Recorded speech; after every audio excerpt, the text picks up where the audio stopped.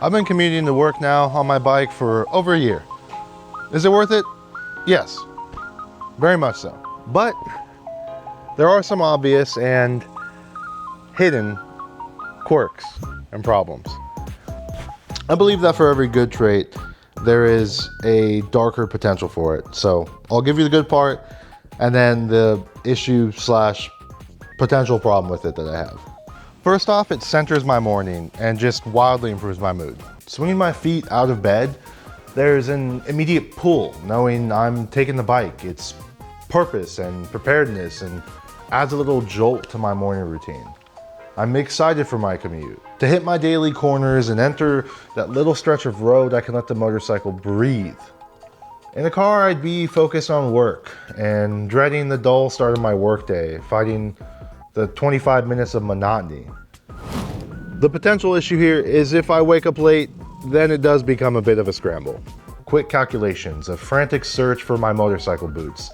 In those moments, the fact I have to put on proper gear and rush out puts my brain into a hurried state and could potentially translate to unsafe riding to catch up time I lost.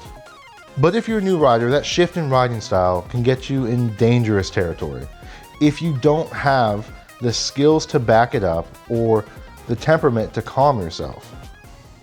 Another perk is it gets you more seat time. It may not be the bleeding edge cornering that you see in movies or raking up twisties like the Giga Chad you are in your dreams. I mean, it could be depending on where you live, but regardless, it's time on the bike. This just feels like more data. I imagine examples of distracted drivers practicing proper lane positioning, seeing cars run red lights as you check both sides, scaring yourself in the corner and needing to bleed off speed, etc., etc. All this pouring into my brain, giving it more statistics and improving my behaviors. Essentially upgrading my skill tree in real life, building a dossier of normal road interactions and dangers to be aware of. The trap here is you can become complacent and settle in to what is expected to happen. You're taking the same few routes every day, but then something new and unanticipated happens, and because you're daydreaming and not riding your motorcycle, you hit the side of an F-150 left turning in front of you. But you had all this data. It should be used to sharpen your judgment, identify general patterns to help decision making, but this cannot become gospel. Once you do get to work, parking is an absolute dream. You can fit in places cars can't, and it makes me feel like a VIP. Oh, you had to park in the back? Damn, what's that like? The motorcycle buys you options that a corporate four-wheeled cage does not. I really had to work for this one, but I guess if you had to drum up a drawback, you are more exposed to vehicle theft. Motorcycles are for sure an easier target and generally easier to tamper with, but I think you can mitigate a lot of that. Oh shoot, that turned. Once you get to work, there's the matter of what do you do with your gear? The positive side is you look cool as hell and you feel like Iron Man. Jarvis, hit the like button.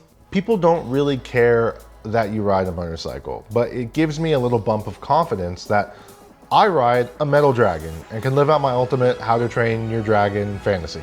It's really a peak series. Also, I watched House of Dragons recently, and seeing those, I was like, oh, that's like my motorcycle. Anyways, I'm a nerd.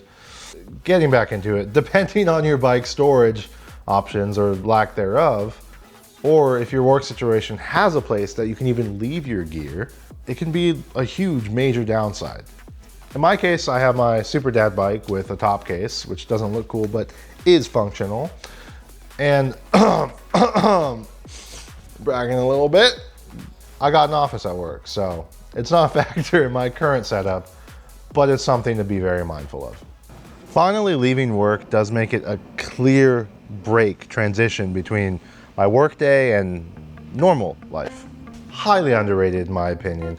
Work could have been a stressful, rage-baiting pile of hot dog shit, or you questioned if you even needed money as you planned your eventual escape into the hills of Montana. Mountains. Texas has hills. Montana has mountains.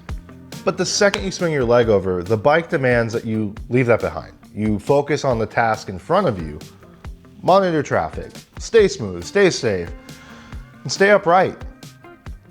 If you aren't able to get out of the headspace of a long workday, you might be too tired, frustrated, distracted, hungry, overheated, or just mentally done.